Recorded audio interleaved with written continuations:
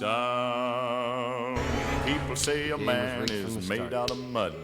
A poor man's made out of muscle and blood.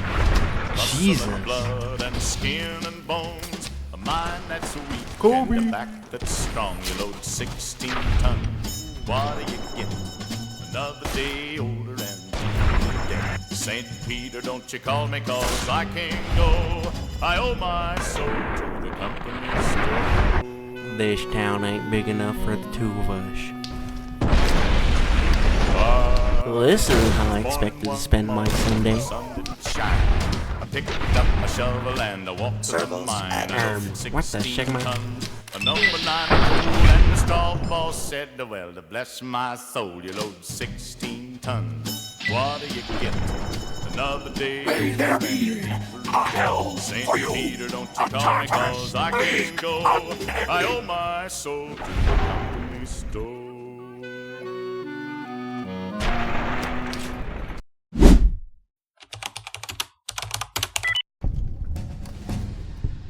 Welcome to New Vegas, where you play as a courier with the most justified crash out in history.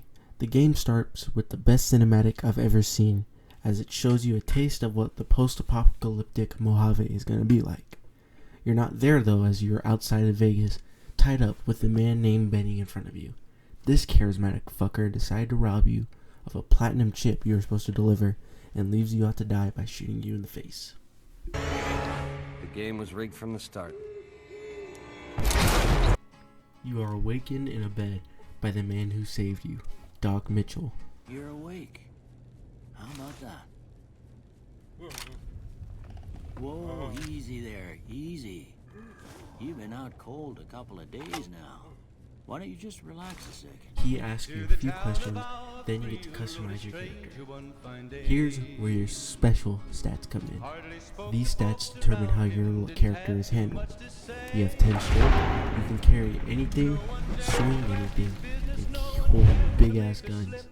10 luck, as long as you breathe on something in the Mojave, you can guarantee your ass is hitting a critical hit hard enough to destroy the country of Lithuania. 1 charisma, you have the social skills of a chronically online Discord user. I chose the stats of 7 strength, 5 perception, 5 endurance, 1 charisma, 8 intelligence, 5 agility, and 9 luck. This basically means jacked guns, high explosives. For skills, I chose barter, gun, and speech. After going through some tests and raiding everything in Doc Mitchell's house, we go and meet the residents of Good Springs. Chet, the shop owner, Easy P, the man with explosives, Trudy, the bar owner, and Sunny Smiles. She gives us a basic tutorial of the game. After that, we head back to the bar and see a man named Joe Cobb. He's a part of the gang called Powder Gangers, and he's looking for a man named Ringo. They plan on burning Good Springs to the ground, but this is where you step in. This is where the real meat of the game is shown, and replayability. For just this instance, you have 2 choices to complete the quest. You can help Joe Cobb and fight Good Springs, or you can help Ringo and fight Joe Cobb or the Powder Gangers. I chose Good Springs, and with the help of low-grade explosives, we pummeled them to the ground. After that small scuffle, we head out of Good Springs and we leave to the Mojave. This is where the game opens up and you can pretty much do anything. There are two distinct ways to go. North, straight to Vegas, which is very tough. It's full of cazadors and deathclaws. Or south, where many of the quests and locations are shown. I went the long way, because I'm not dealing with deathclaws and cazadors at this early of a level. We head to Prim and rid the town of the illegal convicts that took it over, and we help it bring back a sheriff. On the way, we head to Nipton, as we were told to go by the Mojave outpost, but we see it's burned to the ground by the Legion. These guys are your average gooners who spend their days thinking about the Roman Empire. Their leader is so stupid that a mole rat is smarter than him. So we blow their asses to smithereens and leave them to dust. We gain infamy from this, where we have a chance of getting jumped by assassins, but that's okay. We go to Novak and we kill a poor old lady that sold one of the residents' wife and unborn child into slavery for only 1,000 caps, which is not that much. That's like a 10mm pistol right there. We deal with some ghouls, nightkin, and rockets for some reason to be told to head to Boulder City. We go there for baby's first negotiation and learn information we already know, that Benny is in New Vegas. Before we get to New Vegas, we enter Freeside, where we meet some of the other factions: the Kings, followers of the Apocalypse, the Van Graffs, and the Atomic Rush. These factions have a variety of quests like God damn it. Like fighting a gang war, guarding shops, and weird shit. What the Sigma?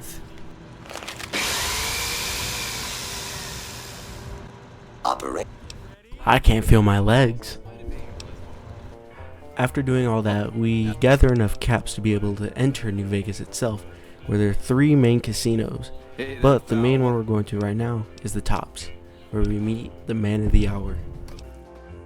What in the goddamn? In this run, we convince him to go to the suite with us, and he makes a proposition with us. Let me cut to the chase. You don't kill me, we'll control the Mojave together. How's that sound, baby? Yeah, that sounds like a good idea. Ding, ding, sure, baby. What's that right there? I don't see anything. But it gets declined. Moving on his body we find the chip we were looking for, and if we go to his room, we see Yes Man. This is the ending we're gonna go for. We're gonna follow all his quest line, which first includes killing House. So we take our invite to the Lucky 38, and we go to the top 4 and murder everybody. May there be a hell for you, a Tartarus, bleak, unending.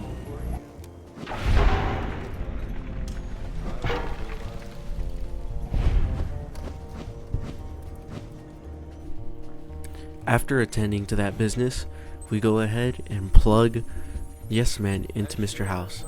Now we have to talk to all the other tribes before the Battle of Hoover Dam to see who we want to keep.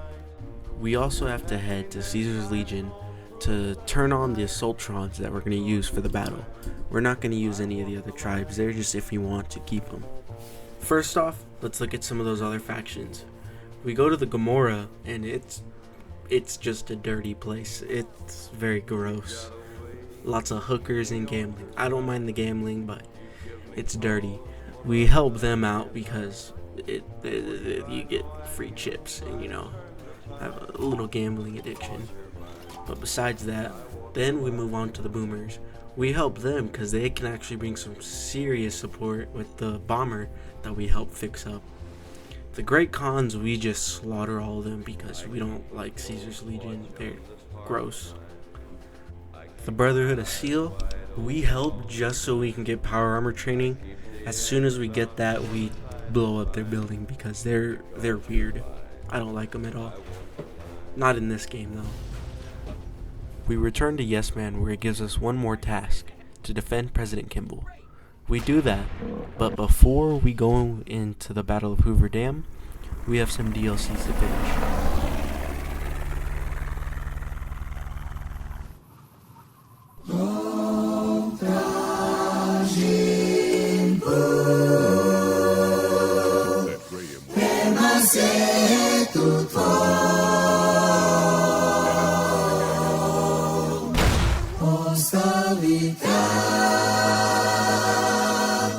Whitelegs seem to be the only visitors we have these days. Remember, O Lord, the children of Edom in the day of Jerusalem who said, raise it even to the foundation. O daughter of Babylon, who art to be destroyed, happy shall he be that rewardeth thee as thou hast served us. Happy shall he be that taketh and dasheth thy little ones against the stone. This DLC is just amazing. It's safe, but it's amazing.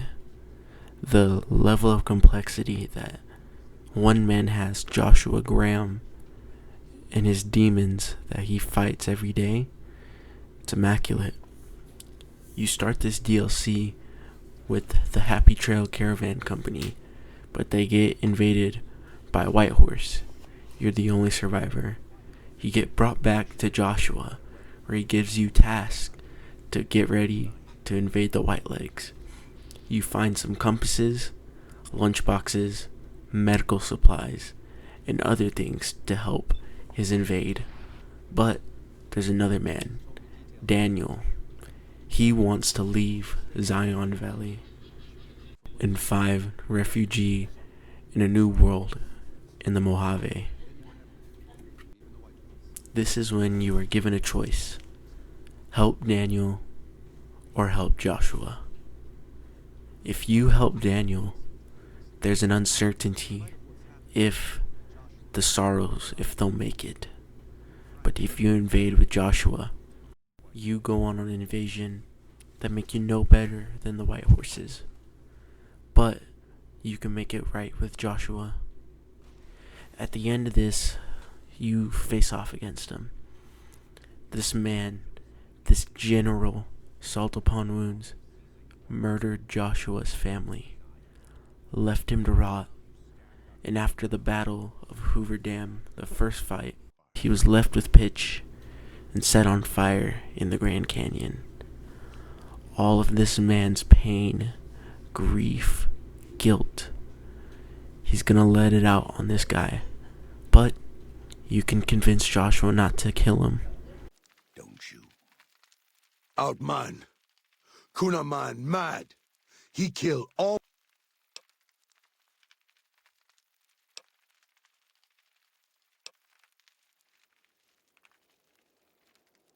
Him here. Don't listen to this thing. His cries are those of a mad beast caught in a thicket. He gave no mercy to my family, and I will give none to his. Joshua, you've already won. Look around you. There's no need to kill him. He has a debt to pay for what he's done, and I've come to collect. And so he's chosen to cower in the water like a dumb animal. If what you believe is true, he'll pay for it later. The sorrows don't need to see you do this. I want to take from them what they took from me, from my family. In this life, I want them to suffer. I want all of them to die in fear and pain. I want to have my revenge against him, against Caesar. I want to call it my own, to make my anger God's anger, to justify the things I've done. Sometimes I tell myself that these wildfires never stop burning, but I'm the one who starts them, not God, not them. I can always see it in my mind, the warmth and the heat. It will always be a part of me. But not today. Go. Get out of here. Go back. Back to the Great Salt Lake.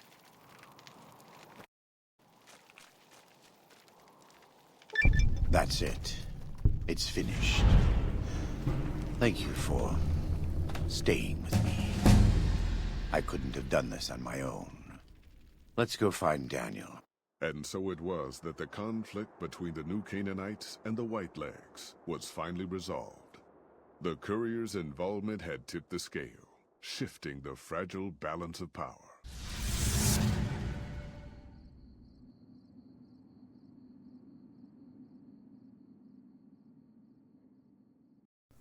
Honestly, tell you the truth, at first, playing this DLC, I really didn't enjoy it. I felt the dialogue, it took too long, and then the story was just bland. But giving this a second thought and going over some of the lore, I'm really starting to warm up to this DLC a lot. So you basically go into the Starlight Drive-In, you teleport to this place, and you get your brain stolen. So you basically get like a lobotomy, and you get your other organs stolen. And the guys who stole your organs, these mad scientists who turn themselves into robots, I think, they'll only give you your shit back if you kill Mobius, or Dr. Mobius. This man is the goofiest character once you actually meet him. Colleagues, the mighty think tank. Whoa, did I leave that on? It's funny when you first meet him because you think he's this crazy mad scientist that's genuinely powerful, but he's just fucking schizophrenic. He has no clue. He's an idiot. And it's hilarious because he doesn't even remember who you are, even though he calls you out by your name at the start of the game. So then after that, you have to convince your brain to stay with you, to come back to your body. And it's so fucking hilarious. It's stupid, the conversation you have with them. Honestly, I highly recommend playing this DLC. It's a good 7 out of 10. As it had been in the years before the Great War, Big Mountain, the Big Empty, became home to one of the brightest minds of the 23rd century. The courier watched over the Big Empty for years to come, caring for it and keeping its discoveries safe until they were needed to help others, which had always been Big Mountain's purpose. Past the laboratories and science, it had always been intended as a place to build the future of all mankind.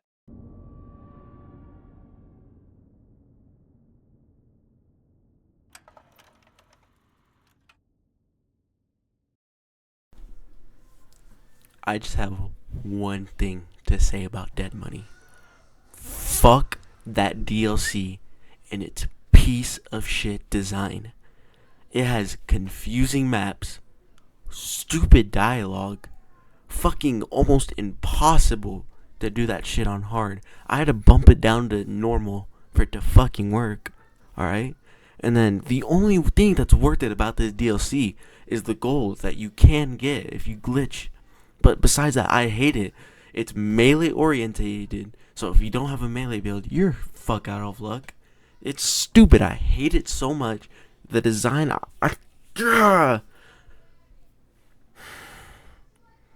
don't play Dead Money unless you just want gold or you are really good at this game. Don't play Dead Money. It sucks. Fuck this fucking goddamn game, bro. God damn.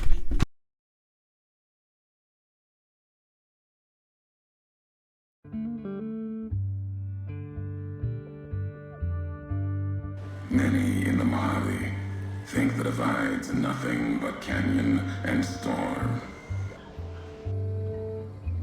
Thought carrying that ship would end you. No, you got lives in you. Before you, this is the edge of the divide. Ahead lies your work, the history you burned in the earth, what you brought to the people here.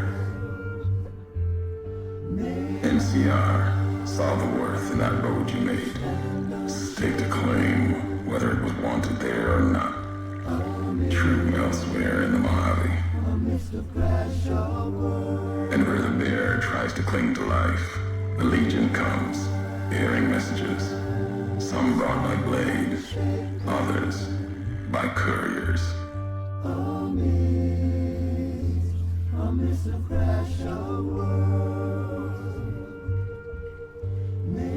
So you came, courier, to what? Watch your homeland burn one last time. Kill me, perhaps. You are too late. The divide is awakening. The package and the message within have come full circle. The sequence has begun just as before. Except this time, the missiles will touch the sky instead of being locked beneath the ground.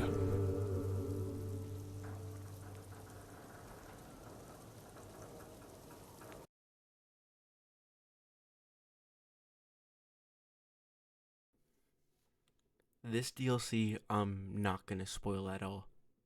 I feel this is the perfect ending to the story of Courier 6. You have to face the consequences of your actions and what happens to the divide and potentially that could happen to New Vegas because of you. The game tells you to go back several times, but it's your choice to move forward. And the ending with Ulysses, depending on how it goes, honestly is beautiful. You either let him give in to the hate of you and you end up destroying Vegas as you know it, or you're able to convince him and help him change and move on his past of who he was in his relations with Caesar. This is honestly my favorite DLC out of the whole bunch. It's cinematic, the combat is good, and I highly recommend it. Ulysses has been there the whole time. Even in the base game from the start, you hear stories about him. He is you. He is basically like another player. He went to the Big Empty. He went to Honest Hearts. He went to Zion Valley. He even had some relation to the Sierra Madre, Dead Money. He has been pulling the strings on lots of these stuff. And I think that's perfect. Ulysses, however you pronounce it, is perfect. And I absolutely love this DLC. I highly recommend you play it. It's hard, but I highly recommend it. Hopeville burned, lightless in the night, invisible fires of radiation scorching it from within and without. It is said a man still walked its streets with a tattered jacket, an old world flag etched on the back. After his DLC, he gives you a audio tape for you to listen to, and I'm gonna play it because it's really good. Last tape, last message. In case you best me. If you're hearing this, you have, through blood or word. This message and all that lies with it. It is for you, courier. If you want to know the why of things. This world, I've walked a good part of it. I stopped only because of you. What you did gave me pause. Long ago, I crossed the Colorado, the first among the Legion to see Hoover Dam in all its glory. An old world wall, yet bridging two sides. And beyond it, a symbol of a two-headed bear. An idea great enough to challenge Caesar himself. Might kill him taking it, whether he won or lost. The bull needs to fight, needs the challenge. Without it, it falters, dies in the dust. Might be a lesson there, in you and me. Leave the thought behind the message to you. My message is this. The destruction that has been wrought at the Divide, or elsewhere.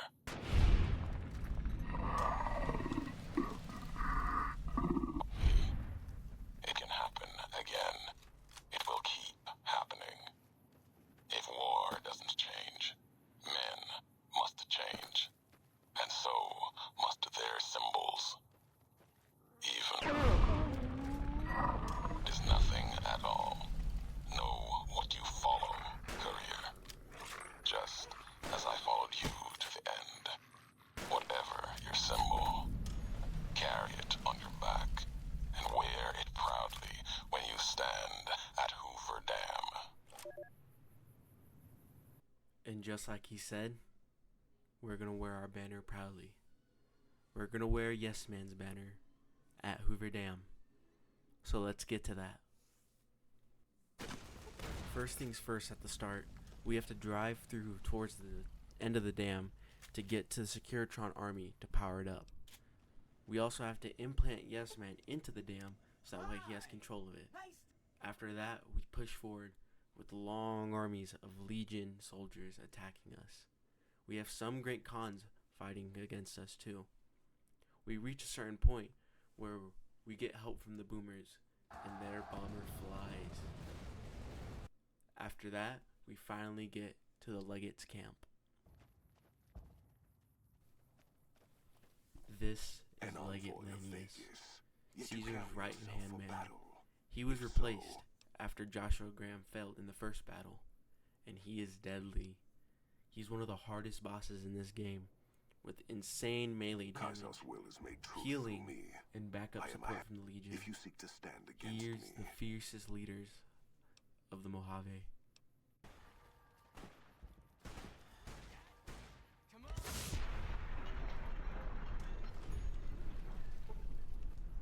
But that's nothing a fat man can't stop. Before leaving the Legates camp, we get stopped by General Lee Oliver, who's trying to take it over for himself. But thanks to the Securitron army, we convince him not to. And since he's so much of a piece of shit, we actually throw him off the roof of Hoover Dam till his death.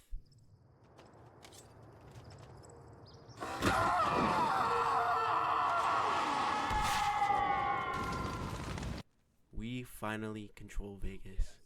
We can do what we want with it. Some for the good, some for the worse. But unfortunately, as a wise man once said, war never changes. Under our New Vegas, the world is shit. The kings and everyone in the strip was kicked out and taken over. What's left of the courier, though, is left unknown till this day.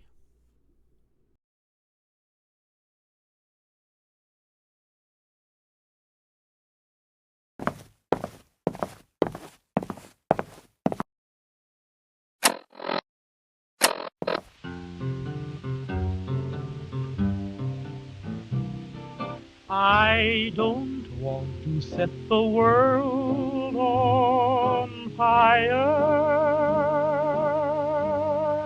I just want to start a flame in your heart. In my heart I have but one